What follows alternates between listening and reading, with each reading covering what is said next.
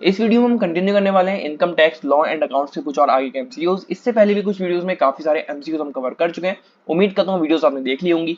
अगर आपने वो वीडियोस नहीं देखी तो एक प्लेलिस्ट बनी हुई है income tax law and accounts के नाम से, उस प्लेलिस्ट में जाकर आप उन सभी वीडियोस को देख सकते हैं। फिलहाल बात करते हैं इस वीडियो के सबसे पहले क्वेश्चन की, एग्रीकल्चरल इनकम इंक्लूड्स। तो एग्रीकल्चरल इनकम में क्या क्या चीजें आती है, उससे पहले आप ये समझो कि एग्रीकल्चरल इनकम बेसिकली होती क्या है। तो एग्रीकल्चरल इनकम वो इनकम होती है जो किसी भी एग्रीकल्चरल एक्टिविटीज को करके कमाई गई हो, ठीक है, या फिर अर्न करी गई हो, जैसे कि लैंड फार्मिंग, राइट। कोई कमर्शियल क्रॉप हमने ग्रो करी, चाहे वो फ्रूट्स हैं, वेजिटेबल्स हैं, चाहे वो फ्लावर्स हैं, राइट, उनसे हमें जो भी बेनिफिट हुआ, जो भी हमें उनसे अर्निंग हुई, वो सारी हमारी एग्रीकल्चरल इनकम होगी। हमने अपना एग्रीकल्चरल लैंड किसी को रेंट पर दे दिया एग्रीकल्चरल वर्क के लिए, तो वो जो रेंट हमें मिलेगा वो भी हमारी एग्रीकल्चरल इनकम कहलाएगी, ठीक है। तो इस तरीके की जो भी हमारी इनकम होती है वो सारी एग्रीकल्चरल इनकम कहलाती है। बेसिकली खेती बाड़ी से रिलेटेड जितनी भी चीजें हो रही है, जितने भी एग्रीकल्चरल वर्क हो रहा है, वो सारा हमारा जितना भी पैसा हमें वहां से मिल रहा है वो सब हमारी एग्रीकल्चरल इनकम है, ठीक है। तो अब इसमें क्या क्या चीजें इंक्लूड होंगी, income from agricultural work, income from growing flowers, rent for agricultural work और एग्रीकल्चरल लैंड, या फिर all of the above. Here option D is correct, all of the above, ठीक है। सिंपल सी चीज थी। तो जो हमें एग्रीकल्चरल वर्क से इनकम मिल रही है वो भी हमारी एग्रीकल्चरल इनकम है, फ्लावर्स ग्रो करके जो इनकम हो रही है वो भी हमारी एग्रीकल्चरल इनकम है, और सिमिलरली जो हमने एग्रीकल्चरल लैंड अपना रेंट पर दिया है किसी एग्रीकल्चरल वर्क के लिए, वो भी हमारा इनकम हो जाएगी एग्रीकल्चरल, ठीक है। तो ऑल ऑफ द अबव यहाँ पर करेक्ट ऑप्शन हो जाएगा। आगे बढ़ते हैं, विच of the following is agricultural income, ठीक है। अगेन उसी तरीके का क्वेश्चन है। तो इनमें से कौन सा एक ऑप्शन है जो एग्रीकल्चरल इनकम का एग्जाम्पल दे सकता है या फिर बन सकता है। Income from poultry, dividend from a company engaged in agriculture, rent received from agricultural land, या फिर income from dairy farm. Here option C is correct, rent received from agricultural land, ठीक है। तो मैंने आपको बताया कि जो भी हमारा एग्रीकल्चरल लैंड है, अगर उससे भी हमें कोई रेंट रिसीव हुआ है, हमने किसी को दे रखा था रेंट पर, ठीक है, एग्रीकल्चरल एक्टिविटी के लिए, तो जो हमें उससे रेंट रिसीव हुआ है वो भी हमारी एग्रीकल्चरल इनकम में ही आएगा, ठीक है। तो ऑप्शन सी यहाँ पर करेक्ट हो जाएगा। आगे है agricultural income is such income which is. जो एग्रीकल्चरल इनकम है वो इनकम होती है जो कि टैक्सेबल होती है, एग्जेम्प्ट होती है, पार्शियल टैक्स फ्री होती है, या फिर none of the above. Here option B is correct, exempt. तो जो एग्रीकल्चरल इनकम है उस पर किसी भी तरह का टैक्स नहीं जाता, ठीक है, इनकम टैक्स उस पर बेसिकली नहीं जाता है, तो हम उसको एग्जेम्प्ट इनकम बोलते हैं, जिस पर टैक्स नहीं देना पड़ता हमें, राइट। तो ये होती है एग्जेम्प्ट, ठीक है।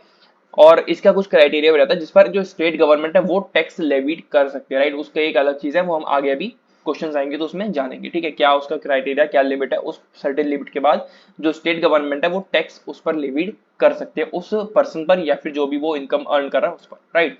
आगे the rental income received from agricultural land is. जो रेंटल इनकम हमें रिसीव हुई है एक एग्रीकल्चरल लैंड से, उसको हम क्या बोलेंगे, आप खुद ही इसका आंसर दे दो। क्या है वो, एग्रीकल्चरल इनकम होगी, कैजुअल इनकम होगी, बिजनेस इनकम होगी, या फिर income from profession. Hair option A is correct, agricultural income, ठीक है। सिंपल सा आंसर था। उम्मीद करता हूं आप सभी इस क्वेश्चन का आंसर इजीली दे पाए होंगे। आगे बढ़ते हैं, agricultural income is exempt from tax under which section of the income tax act. तो जब मैंने अभी आपको बताया कि जो हमारी एग्रीकल्चरल इनकम है उस पर हमें कोई भी इनकम टैक्स पे नहीं करना पड़ता, तो ये किस सेक्शन के अंडर आता है ये वाला रूल, सेक्शन 6, सेक्शन 10, सेक्शन 10(1) या फिर section 15। Here option C is correct, section 10(1) के अंडर में ये चीज आती है इनकम टैक्स एक्ट के, कि जो भी एग्रीकल्चरल इनकम है किसी पर्सन की, उसको उस एग्रीकल्चरल इनकम पर कोई भी टैक्स पे नहीं करना है, ठीक है। तो option C is the correct answer of this question. आगे बढ़ते हैं, agricultural income will be clubbed under which heads of income. तो एग्रीकल्चरल इनकम जो हमारी होती है वो किस कैटेगरी के अंदर आती है, capital gain, income from other sources, income from house property, या फिर none of these. Here option D is correct, none of these, क्योंकि इनमें से किसी भी तरह की कैटेगरी में एग्रीकल्चर इनकम नहीं आती। अगर हम कहीं शो भी करते हैं तो वो एग्रीकल्चरल इनकम के नाम से शो करते हैं, राइट। तो इनमें से कोई भी कैटेगरी नहीं, तो ऑप्शन डी यहाँ पर हमारा करेक्ट हो जाएगा, नन ऑफ दीज, राइट। आगे which of the following is agricultural income, ठीक है। क्वेश्चन बहुत ज्यादा इजी हैं, ठीक है, क्वेश्चन बहुत ज्यादा इंपॉर्टेंट भी हैं, सब एक ही तरीके के क्वेश्चन है, बस थोड़ा सा क्वेश्चन में वर्ड के साथ ये खेल जाते हैं, किसी में ऑप्शन के साथ खेल जाते हैं, तो इन्हीं सब चीजों को आपको ध्यान में रखना है। इसी तरीके से क्वेश्चन आपके एग्जाम में भी आपसे पूछे जाएंगे, तो ये क्वेश्चन आपको इसलिए प्रोवाइड किए जा रहे हैं जिससे कि आपको पता चल सके किस तरीके से क्वेश्चन आपसे पूछे जाएंगे आपके एग्जाम में, ठीक है। इंपॉर्टेंट क्वेश्चन है, अगर एग्रीकल्चरल इनकम पर बेस्ड क्वेश्चन आपको आपके एग्जाम में देखने को मिलेंगे, तो इससे अलग जो भी मैं करवा रहा हूँ, इससे अलग क्वेश्चन आपको देखने को आपके एग्जाम में नहीं मिलेंगे, ठीक है। तो इनको आप अच्छे से प्रिपेयर करो। तो विच of the following is agricultural income, वही अगेन हमसे इन्होंने पूछ लिया कि इनमें से कौन सी एग्रीकल्चरल इनकम है। Income from renting tea gardens. अब बहुत से लोग कहेंगे कि यही इसका ऑप्शन है, लेकिन ये इसका आंसर नहीं है, क्योंकि अगर हम रेंट कर रहे हैं टी गार्डन्स को तो उसमें भी एक अलग क्राइटेरिया है इनकम टैक्स एक्ट के अकॉर्डिंग। जो 40% टोटल इनकम का होगा वो टैक्सेबल इनकम रहेगी अगर हम टी गार्डन्स को रेंट पर दे रहे हैं, और जो बाकी 60% बचेगी हमारी इनकम वो एग्रीकल्चरल इनकम कहलाएगी। मतलब टोटल इनकम एग्रीकल्चरल इनकम नहीं कहलाएगी, राइट। उसी तरीके से कॉफी का भी सेम है, अगर हम रबर की बात करें तो उसकी 35% जो है इनकम टोटल इनकम की टैक्सेबल इनकम रहती है और 65 एग्रीकल्चरल रहती है, ठीक है। तो वो हम अभी आगे क्वेश्चन आएंगे उस पर भी बेस्ड, तो वो हम बात कर लेंगे। Income from growing and planting potted plants by the taxpayer, the amount received by the farmers as a reward for growing more crops on his farm, या फिर income from drawing and selling of tobacco. Here option C is correct, the income received by the farmer as a reward for growing more crops on his farm। तो जो amount एक farmer को receive हुआ है as a reward, जो भी उसने crops अपने फार्म पर ग्रो करी थी, वो उसकी एग्रीकल्चरल इनकम कहलाएगी, ठीक है। आगे है the salary of the manager working in the agricultural farm is income of. एक पर्सन जो एक एग्रीकल्चरल फार्म पर एज अ मैनेजर काम कर रहा है, तो जो उसकी इनकम होगी वो कौन सी इनकम होगी, प्रोफेशन, सैलरी, एग्रीकल्चर, या फिर none of these. Here option B is correct, salary, ठीक है। इन्होंने शुरू में हमें क्वेश्चन में वो वर्ड दिया है सैलरी ऑफ द मैनेजर। तो एक जो पर्सन है जो एज अ मैनेजर एक एग्रीकल्चरल फार्म पर काम कर रहा है, तो उसको जो इनकम रिसीव होगी वो उसकी सैलरी के बेसिस पर ही होगी, मतलब कि वो सैलरी है उसको कहेंगे, ठीक है। एग्रीकल्चर इनकम वो नहीं होगी क्योंकि वो उसका खुद का फार्म नहीं है, वो एज अ मैनेजर उसको हायर किया गया और वो वहां पर काम कर रहा है, ठीक है। तो उसको जो मंथली बेसिस पर सैलरी मिलेगी या फिर जो इनकम मिलेगी उसको हम सैलरी बोलेंगे, ठीक है। आगे है what percentage of production and sale of tea is considered as agricultural income. मैंने आपको अभी एक क्वेश्चन पहले ही बताया कि जो परसेंटेज है प्रोडक्शन और सेल्स का टी का, ठीक है, यानी कि चाय का, तो उसमें जो एग्रीकल्चरल इनकम होती है वो कितनी होती है, 10%, 40%, 60% या फिर 90%। अभी बताया आपको, तो आपको आंसर इसका पता होना चाहिए, जो कि है ऑप्शन सी 60%, ठीक है। जो 40% होता है टोटल इनकम का वो टैक्सेबल इनकम होती है, यानी कि उस 40% इनकम पर उस पर्सन को टैक्स देना पड़ेगा। बाकी का जो 60% बच जाता है वो होता है उसका एग्रीकल्चरल इनकम, ठीक है। तो 60 is the correct answer of this question, sorry 60%। आगे बढ़ते हैं, agricultural income is added to the total income of the tax payer for the purpose of computing tax. Agricultural income को ऐड किया जाता है एक टैक्स पेयर की total income में, इस पर्पस के साथ कि वो कंप्यूट कर सके टैक्स को, किसके, of an individual, of a company, of a cooperative society, या फिर all of the above. Here option A is correct, of an individual, ठीक है। तो जो टैक्स को वो कंप्यूट करते हैं वो टैक्स किसको पे करना होता है, इंडिविजुअल को, एक पर्सन को, ठीक है। तो ऑफ एन इंडिविजुअल का करेक्ट आंसर हो जाएगा ऑप्शन ए, ठीक है।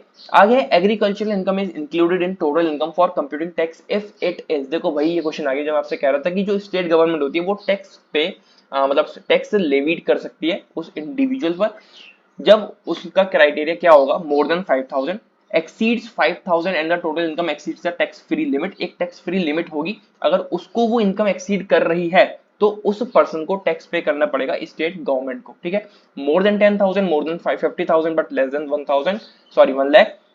तो इसका ऑप्शन हमारा बी करेक्ट हो जाएगा, exceeds 5000 and the total income exceeds the tax free limit. तो इस पर अगर ये क्राइटेरिया रहता है तो जो स्टेट गवर्नमेंट है वो टैक्स लेवीड कर सकती है उस इंडिविजुअल की इनकम पर, ठीक है। आगे बढ़ते हैं, in India what percent of the income earned bye growing coffee, processing it, roasting and grinding it is in business income, ठीक है। तो कितनी बिजनेस इनकम रहती है, यानी कि वो टैक्सेबल इनकम। मैंने आपको बताया कि अगर हम टी कॉफी ग्रो कर रहे हैं, ठीक है, तो उसमें जो 40% रहेगी वो टैक्सेबल इनकम रहेगी जिस पर टैक्स देना पड़ेगा, और जो 60% इनकम रहेगी, मतलब एक टोटल इनकम का 40% टैक्सेबल इनकम रहेगी, मतलब कि उस 40% पर टैक्स देना पड़ेगा, और जो बाकी 60% है वो एग्रीकल्चरल इनकम हमारी कहलाती है, ठीक है। तो सिंपल सा आंसर यहाँ पर हो गया हमारा डी 40%, ठीक है। 40% जो है वो टैक्सेबल इनकम रहेगी, यानी कि बिजनेस इनकम रहेगी जिस पर टैक्स पे करेगा वो इंडिविजुअल, बाकी जो 60% बच गया वो एग्रीकल्चरल इनकम कहलाएगी उस पर्सन की, ठीक है। आगे relates to land but is not agricultural income, ठीक है। लैंड से तो रिलेटेड है बट एग्रीकल्चरल इनकम नहीं है। Self growing grass, royalty received from mines, income of fisheries sectors, या फिर all of the above. Here option D is correct, all of the above. खुद ने ग्रास ग्रो कर दी, घास वगैरह ग्रो कर दी, ठीक है, रॉयल्टी उसको रिसीव हुई है माइंस पर, फिशरी सेक्टर से उसको कुछ इनकम हो गई, तो ये सारे हमारे लैंड से रिलेट कर रहे हैं, लेकिन ये एग्रीकल्चरल इनकम में नहीं आएंगे, ठीक है। तो option D is the correct answer of this question, ठीक है। आगे है, in India what percentage of income earned bye growing rubber and selling it by making latex is agricultural income. ये भी मैं आपको बता चुका हूँ, टी और कॉफी का मैंने आपको बता दिया, रबर का भी मैंने आपको बताया था। रबर में जो रहता है टी कॉफी में 40% जो है वो बिजनेस इनकम रहती है जिसमें वो टैक्स पे करते हैं, और रबर की अगर हम बात करें तो वहां पर 35% बिजनेस इनकम रहती है। ये क्वेश्चन आपसे पूछ सकते हैं आपके एग्जाम में, ठीक है, यहाँ पर नहीं मैंने आपको बताया है, या फिर हो सकता है आगे जो हम क्वेश्चन कवर करेंगे उसमें हमें वो क्वेश्चन देखने को मिल जाए। तो ध्यान रखना जो 35% रहती है इनकम वो बिजनेस इनकम रहती है, बचा कितना 65% जो कि एग्रीकल्चरल इनकम रहती है। एक अगर हम रबर को उगा रहे हैं और बाकी उसकी सारी प्रोसेसिंग कर रहे हैं तो ठीक है, 45%, 55%, 65 या फिर 75, here option C is correct, 65% जो कि एग्रीकल्चरल इनकम होती है when we growing rubber and selling it by making latex, ठीक है, तो वो हमारी 65% रहती है एग्रीकल्चरल इनकम, ठीक है, बाकी जो 35 बच गया वो बिजनेस इनकम जिस पर टैक्स पे करना पड़ेगा उस पर्सन को, राइट। आगे है एक लास्ट क्वेश्चन इस video, relates to land but it is not agricultural income, land से रिलेट कर रहा है लेकिन एग्रीकल्चरल इनकम नहीं है। सेम पीछे वाला क्वेश्चन था, इससे पहले हमने जो क्वेश्चन पढ़ा था ये वाला भी, ठीक है, तो बिल्कुल सेम यही क्वेश्चन है, बस ऑप्शंस के साथ थोड़ा सा उन्होंने चेंज कर दिया। Income from heart market, income from stone mines, income from providing water for irrigation या फिर ऑल ऑफ द अबव। तो ये सब हमारे लैंड से रिलेटेड तो है लेकिन इसमें हमारी कोई भी एग्रीकल्चरल इनकम इंक्लूड नहीं हो रही, ठीक है, तो ऑप्शन डी यहाँ पर करेक्ट हो जाएगा, all of the above, right. तो ये थे कुछ और आगे के MCQs income tax law and accounts के। इसी तरह से आगे के एमसीक्यूज हम आने वाली वीडियोस में कवर करेंगे। आने वाली वीडियोस के लिए चैनल को सब्सक्राइब करें। मिलते हैं अगली वीडियो में, till then take care and bye bye and all the very best for your exams. अगर आप चैनल पर नए हो तो चैनल को प्लीज सब्सक्राइब कर लो और अपने फ्रेंड्स के साथ इन वीडियोस को शेयर करो, उनकी भी हेल्प करो, आपकी बहुत ज्यादा हेल्प हो रही होगी मैं उम्मीद करता हूँ, ठीक है, तो बस बाय बाय।